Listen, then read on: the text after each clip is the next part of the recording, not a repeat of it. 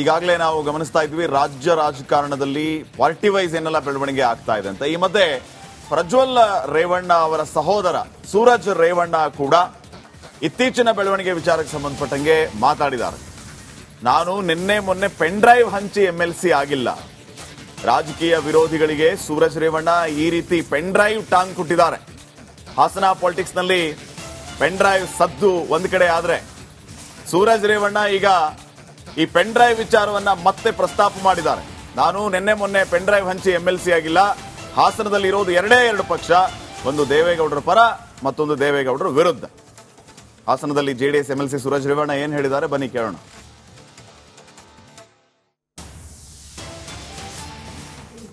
ರಸ್ತೆ ಆಗ್ಬೇಕಾ, ದೇವಸ್ಥಾನ ಆಗ್ಬೇಕಾ, ನಿಮ್ಮಿಂದ ಆಗ್ಬೇಕಂತ ಕೇಳಿ ನಿಮ್ಗೆ ಸ್ಪಂದಿಸಿ, ನಿಮ್ಗೆ ಯಾರೇ ಪೊಲೀಸ್ ಸ್ಟೇಷನ್ ಕೇಸ್ ಆಗಲಿ, ಹಾಸ್ಪಿಟಲ್ ಕೇಸ್ ಆಗಲಿ, ನನ್ನ ಕೈಲಾಗಿ ಸ್ಪಂದಿಸಿದ್ದೀನಿ. ನಾನು ನಿನ್ನೆ ಮೊನ್ನೆ ಪೆನ್ ಡ್ರೈವ್ ಹಂಚಿ MLC ಆಗಿಲ್ಲ.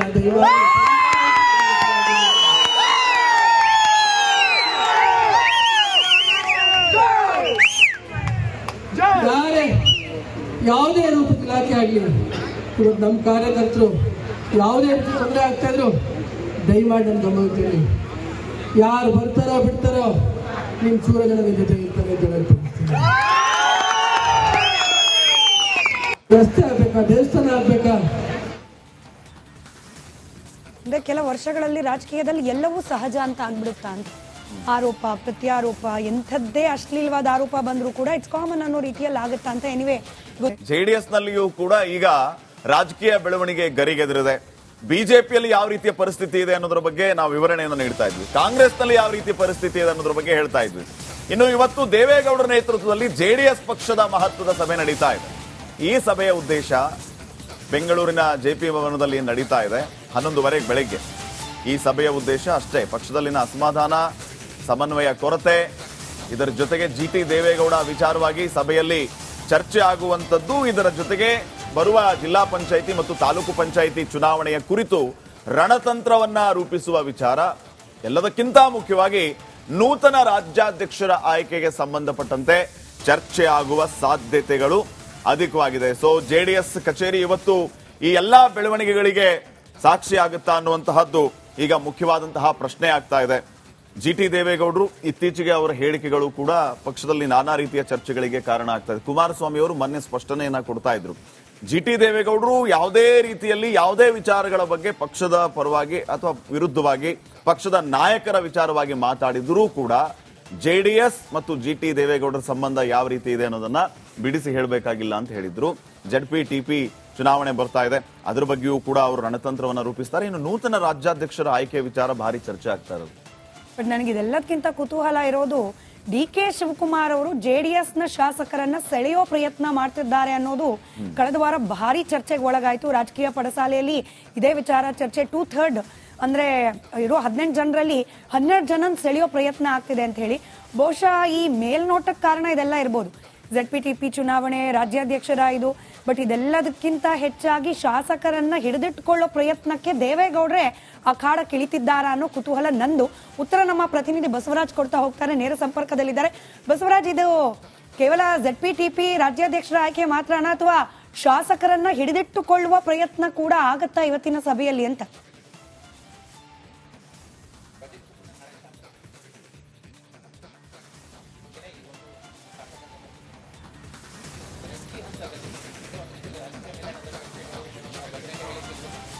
ಖಂಡಿತ ಸ್ಮಿತಾ, ನೀವು ಹೇಳ್ತಾ ಇರ್ತಕ್ಕಂಥದ್ದು ಸರಿಯಾಗಿದೆ. ಯಾಕಂದ್ರೆ ಕಾಂಗ್ರೆಸ್ ಪಕ್ಷದ ಒಂದಷ್ಟು ಈ ತರದ ಬೆಳವಣಿಗೆಗಳು ನಡೀತಾ ಇದಾವೆ. ಕಾಂಗ್ರೆಸ್ ಪಕ್ಷದಿಂದ JDS ಶಾಸಕರಿಗೆ ಗಾಳ ಹಾಕುವಂತ ಕೆಲಸಗಳನ್ನ ಕಳೆದ 6 ತಿಂಗಳಿಂದ ನಡೀತಾ ಇತ್ತು. ಆದ್ರೆ ಯಾವಾಗ ಉಪಚುನಾವಣೆ ಗೆದ್ದ ಕಾಂಗ್ರೆಸ್ ಕ್ಲೀನ್ ಸ್ವೀಪ್ ಮಾಡ್ಕೊಳ್ತು, ಅವ್ರಿಗೆ ಇನ್ನಷ್ಟು ಬೂಸ್ಟ್ ಬಂದಂಗಾಗಿದೆ. ನಾವು ಯಾವುದೇ ಕಾರಣಕ್ಕೂ JDS ಪಕ್ಷವನ್ನು ಉಳಿಸಬಾರ್ದು ಅನ್ನುವಂತ ಲೆಕ್ಕಾಚಾರಕ್ಕೆ ಬಂದಂತೆ ಕಾಣಿಸ್ತಾ ಇದೆ. ಆ ಲೆಕ್ಕಾಚಾರದಲ್ಲಿ ಇವತ್ತು ನಡೀತಾ ಇರ್ತಕ್ಕಂಥ JDS ಸಭೆ ಬಹಳ ಪ್ರಾಮುಖ್ಯತೆಯನ್ನು ಪಡೆದುಕೊಳ್ತಾ ಇದೆ. ಯಾಕಂದ್ರೆ ಅವರ ಶಾಸಕರು 18 ಜನ ಉಳ್ಕೊಂಡಿದ್ದಾರೆ. 12 ಜನನ ಎಳೆದು ಬಿಟ್ರೆ ಸಾಕು, ಉಪಚುನಾವಣೆನೂ ಬರಲ್ಲ, ಶಾಸಕರು ಕೂಡ ಒಂದು ಬಾಹ್ಯ ಬೆಂಬಲವನ್ನು ಕಟ್ಕೊಂಡು ಕಾಂಗ್ರೆಸ್ ಜೊತೆನೆ ಉಳ್ಕೊಂಡ್ಬಿಡ್ತಾರೆ ಅನ್ನುವಂಥದ್ದು. ಮತ್ತು ಸಿಎಂ ಇಬ್ರಾಹಿಂ ಕೂಡ ಈ ಹಿಂದೆ ಒಂದು ಮಾತನ್ನ ಹೇಳಿದ್ರು, ನಾವು ಈ ಪ್ರಯತ್ನವನ್ನ ಮಾಡ್ತಾ ಇದ್ದೇವೆ, ನಮ್ಮದೇ ಆದಂತ ಸಪರೇಟ್ ಆಗಿ ಒಂದು ಗುಂಪನ್ನ ಕಟ್ತಾ ಇದ್ದೇವೆ, ಜೆಡಿಎಸ್ ಶಾಸಕರು ಸಾಕಷ್ಟು ಜನ ಹೊರಗೆ ಬರೋಕೆ ಸಿದ್ಧರಾಗಿದ್ದಾರೆ, ಅದು ಜಿಟಿಡಿ ನೇತೃತ್ವದಲ್ಲೇ ಬರ್ತಾರೆ ಅನ್ನುವಂತ ಒಂದಷ್ಟು ಮಾಹಿತಿಯನ್ನು ಕೊಟ್ಟಿದ್ರು. ಅದೆಲ್ಲವೂ ಕೂಡ ಇಂಬು ಕೊಡುವಂತ ಒಂದಷ್ಟು ಬೆಳವಣಿಗೆಗಳು ನಡೀತಾ ಇದಾವೆ. ಸ್ವತಃ ಜೆಡಿಎಸ್ ಶಾಸಕರು ಹೇಳ್ತಿರ್ತಕ್ಕಂಥದ್ದು 2 ತಿಂಗಳೊಳಗೆ ದೊಡ್ಡ ಮಟ್ಟದ ಬೆಳವಣಿಗೆಗಳು ಆಗ್ತವೆ. ಆ ಕಾರಣಕ್ಕಾಗಿ ಯಾರು ಯಾವ ಶಾಸಕರು ಯಾವ ಪಕ್ಷದಲ್ಲಿ ಇರ್ತಾರೆ ಅನ್ನೋದು ಗೊತ್ತಿಲ್ಲ ಅನ್ನುವಂಥದ್ದು ಒಂದಷ್ಟು ಶಾಸಕರು ಕೂಡ ಅಭಿಪ್ರಾಯ ವ್ಯಕ್ತಪಡಿಸ್ತಾ ಇದ್ರು. ಆ ಕಾರಣಕ್ಕಾಗಿ ಜೆಡಿಎಸ್ ಒಂದಷ್ಟು ಎಚ್ಚೆತ್ತುಕೊಂಡಂತೆ ಕಾಣಿಸ್ತಾ ಇದೆ. ದೇವೇಗೌಡರ ನೇತೃತ್ವದಲ್ಲಿ ಇವತ್ತು ಸಭೆಯನ್ನು ಆಯೋಜನೆ ಮಾಡುವ ಮೂಲಕ ಶಾಸಕರನ್ನ ಹಿಡಿದಿಟ್ಕೊಳ್ಬೇಕು ಮತ್ತು ರಾಜ್ಯಾಧ್ಯಕ್ಷರ ನೇಮಕ ಆಗಬೇಕಾಗಿರ್ತಕ್ಕಂಥದ್ದು. ಯಾಕಂದ್ರೆ ಪಕ್ಷ ಸಂಘಟನೆ ಸಂಪೂರ್ಣವಾಗಿ ಕುಗ್ಗಿ ಹೋಗಿದೆ. ಹಾಗಾಗಿ ಅವರ ಸಂಘಟನೆ ಆಗ್ತಾ ಹೋದ್ರೆ ಮತ್ತು ಒಂದಷ್ಟು ಶಾಸಕರಿಗೆ ಕೆಲಸಗಳನ್ನ ಕೊಡ್ತಾ ಹೋದ್ರೆ ಪಕ್ಷದಲ್ಲೇ ಉಳಿದುಕೊಳ್ತಾರೆ. ಮುಂದಿನ ZPTP ವರೆಗೂ ಕೂಡ ನಾವು ಸಂಘಟನೆ ಮಾಡ್ಬೇಕನ್ನುವಂತ ದೃಷ್ಟಿಕೋನದಿಂದ ಇವತ್ತು ಜೆಡಿಎಸ್ ಸಭೆ ಕರೆದಿರ್ತಕ್ಕಂಥದ್ದು ಬಹಳ ಪ್ರಾಮುಖ್ಯತೆಯನ್ನು ಪಡ್ಕೊಂಡಿದೆ. ಮತ್ತು ಶಾಸಕರು ಎಷ್ಟರ ಮಟ್ಟಿಗೆ ಜೆಡಿಎಸ್ ಪಕ್ಷದಲ್ಲಿ ಉಳ್ಕೊಳ್ತಾರ ಅನ್ನುವಂಥದ್ದು ಬಹಳ ಪ್ರಾಮುಖ್ಯತೆಯನ್ನು ಪಡ್ಕೊಂಡಿದೆ. ನಾಯಕರ ಮಾತಿಗೆ ಒಪ್ಕೊಂಡು ಉಳ್ಕೊಳ್ತಾರ ಅಥವಾ ಕಾಂಗ್ರೆಸ್ ಹಿಡಿದಿರ್ತಕ್ಕಂಥ ರಣತಂತ್ರಕ್ಕೆ ಬಲಿ ಆಗ್ತಾರ ಅನ್ನುವಂತ ಕೂಡ ಪ್ರಶ್ನೆಗಳು ಕೂಡ ಸದ್ಯದ ಮಟ್ಟಿಗೆ ಎದುರಿರ್ತಕ್ಕಂಥದ್ದು. ಬಸವರಾಜ್, ಇನ್ನೇನು 11:15 ಏನೆಲ್ಲ ಆಗತ್ತೆ ಮೀಟಿಂಗ್ ನಲ್ಲಿ ಅದರ ಕಂಪ್ಲೀಟ್ ಡೀಟೇಲ್ಸ್ ರಿಪಬ್ಲಿಕ್ ಕನ್ನಡದಲ್ಲಿ ಮುಂದೆ ಹಂಚ್ಕೊಳ್ತಾ ಹೋಗ್ತೀವಿ. ಈಗಾಗಲೇ ನಾವು ಗಮನಿಸ್ತಾ ಇದ್ವಿ ರಾಜ್ಯ ರಾಜಕಾರಣದಲ್ಲಿ ಪಾರ್ಟಿ ವೈಸ್ ಏನೆಲ್ಲ ಬೆಳವಣಿಗೆ ಆಗ್ತಾ ಇದೆ ಅಂತ. ಈ ಮಧ್ಯೆ ಪ್ರಜ್ವಲ್ ರೇವಣ್ಣ ಅವರ ಸಹೋದರ ಸೂರಜ್ ರೇವಣ್ಣ ಕೂಡ ಇತ್ತೀಚಿನ ಬೆಳವಣಿಗೆ ವಿಚಾರಕ್ಕೆ ಸಂಬಂಧಪಟ್ಟಂಗೆ ಮಾತಾಡಿದ್ದಾರೆ. ನಾನು ನಿನ್ನೆ ಮೊನ್ನೆ ಪೆನ್ ಡ್ರೈವ್ ಹಂಚಿ MLC ಆಗಿಲ್ಲ. ರಾಜಕೀಯ ವಿರೋಧಿಗಳಿಗೆ ಸೂರಜ್ ರೇವಣ್ಣ ಈ ರೀತಿ ಪೆನ್ ಡ್ರೈವ್ ಟಾಂಗ್ ಕೊಟ್ಟಿದ್ದಾರೆ. ಹಾಸನ ಪಾಲಿಟಿಕ್ಸ್ ನಲ್ಲಿ ಪೆನ್ ಡ್ರೈವ್ ಸದ್ದು ಒಂದು ಕಡೆ ಆದ್ರೆ ಸೂರಜ್ ರೇವಣ್ಣ ಈಗ ಈ ಪೆನ್ ಡ್ರೈವ್ ವಿಚಾರವನ್ನ ಮತ್ತೆ ಪ್ರಸ್ತಾಪ ಮಾಡಿದ್ದಾರೆ. ನಾನು ನಿನ್ನೆ ಮೊನ್ನೆ ಪೆನ್ ಡ್ರೈವ್ ಹಂಚಿ MLC ಆಗಿಲ್ಲ. ಹಾಸನದಲ್ಲಿ ಇರೋದು 2 ಪಕ್ಷ, ಒಂದು ದೇವೇಗೌಡರ ಪರ ಮತ್ತೊಂದು ದೇವೇಗೌಡರ ವಿರುದ್ಧ. ಹಾಸನದಲ್ಲಿ JDS MLC ಸೂರಜ್ ರೇವಣ್ಣ ಏನ್ ಹೇಳಿದ್ದಾರೆ ಬನ್ನಿ ಕೇಳೋಣ.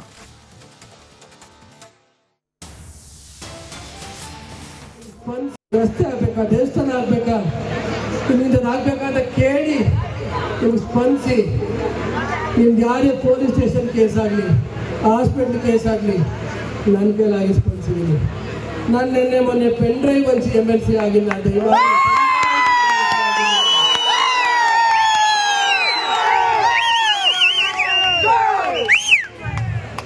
ಯಾರೇ ಯಾವುದೇ ರೂಪದ ಇಲಾಖೆ ಆಗಲಿ, ಇವತ್ತು ನಮ್ಮ ಕಾರ್ಯಕರ್ತರು ಯಾವುದೇ ರೀತಿ ತೊಂದರೆ ಆಗ್ತಾ ಇದ್ರು ದಯಮಾಡಿ ನಮ್ಮ ಗಮನಿಸ್ತೀನಿ. ಯಾರು ಬರ್ತಾರೋ ಬಿಡ್ತಾರೋ ನಿಮ್ಮ ಸೂರಜನ ಜೊತೆ ಇರ್ತಾರೆ. ರಸ್ತೆ ಆಗ್ಬೇಕಾ, ದೇವಸ್ಥಾನ ಆಗ್ಬೇಕಾ. ಅಂದ್ರೆ ಕೆಲ ವರ್ಷಗಳಲ್ಲಿ ರಾಜಕೀಯದಲ್ಲಿ ಎಲ್ಲವೂ ಸಹಜ ಅಂತ ಆಗ್ಬಿಡುತ್ತಾ ಅಂತ. ಆರೋಪ ಪ್ರತ್ಯಾರೋಪ ಎಂಥದ್ದೇ ಅಶ್ಲೀಲವಾದ ಆರೋಪ ಬಂದರೂ ಕೂಡ ಇಟ್ಸ್ ಕಾಮನ್ ಅನ್ನೋ ರೀತಿಯಲ್ಲಿ ಆಗುತ್ತಾ ಅಂತ. ಎನಿವೆ, ಈಗಾಗಲೇ ನಾವು ಗಮನಿಸ್ತಾ ಇದ್ವಿ ರಾಜ್ಯ ರಾಜಕಾರಣದಲ್ಲಿ ಪಾರ್ಟಿ ವೈಸ್ ಏನೆಲ್ಲ ಬೆಳವಣಿಗೆ ಆಗ್ತಾ ಇದೆ ಅಂತ. ಈ ಮಧ್ಯೆ ಪ್ರಜ್ವಲ್ ರೇವಣ್ಣ ಅವರ ಸಹೋದರ ಸೂರಜ್ ರೇವಣ್ಣ ಕೂಡ ಇತ್ತೀಚಿನ ಬೆಳವಣಿಗೆ ವಿಚಾರಕ್ಕೆ ಸಂಬಂಧಪಟ್ಟಂಗೆ ಮಾತಾಡಿದ್ದಾರೆ. ನಾನು ನಿನ್ನೆ ಮೊನ್ನೆ ಪೆನ್ ಡ್ರೈವ್ ಹಂಚಿ MLC ಆಗಿಲ್ಲ. ರಾಜಕೀಯ ವಿರೋಧಿಗಳಿಗೆ ಸೂರಜ್ ರೇವಣ್ಣ ಈ ರೀತಿ ಪೆನ್ ಡ್ರೈವ್ ಟಾಂಗ್ ಕೊಟ್ಟಿದ್ದಾರೆ.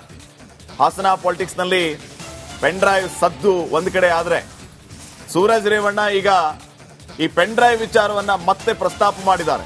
ನಾನು ನಿನ್ನೆ ಮೊನ್ನೆ ಪೆನ್ ಡ್ರೈವ್ ಹಂಚಿ MLC ಆಗಿಲ್ಲ. ಹಾಸನದಲ್ಲಿ ಇರೋದು 2 ಪಕ್ಷ, ಒಂದು ದೇವೇಗೌಡರ ಪರ ಮತ್ತೊಂದು ದೇವೇಗೌಡರ ವಿರುದ್ಧ. ಹಾಸನದಲ್ಲಿ JDS MLC ಸೂರಜ್ ರೇವಣ್ಣ ಏನ್ ಹೇಳಿದ್ದಾರೆ ಬನ್ನಿ ಕೇಳೋಣ.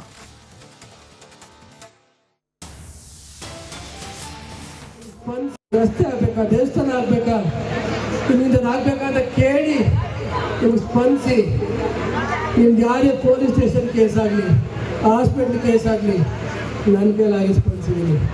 ನಾನು ನಿನ್ನೆ ಮೊನ್ನೆ ಪೆನ್ ಡ್ರೈವ್ ಹಂಚಿ MLC ಆಗಿಲ್ಲ. ದಯಮಾಡಿ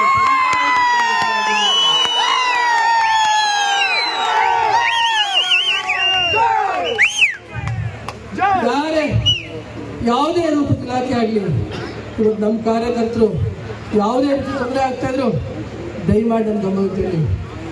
ಯಾರು ಬರ್ತಾರೋ ಬಿಡ್ತಾರೋ ನಿಮ್ಮ ಸೂರಜನ ಜೊತೆ ಇರ್ತಾರೆ. ರಸ್ತೆ ಆಗ್ಬೇಕಾ, ದೇವಸ್ಥಾನ ಆಗ್ಬೇಕಾ.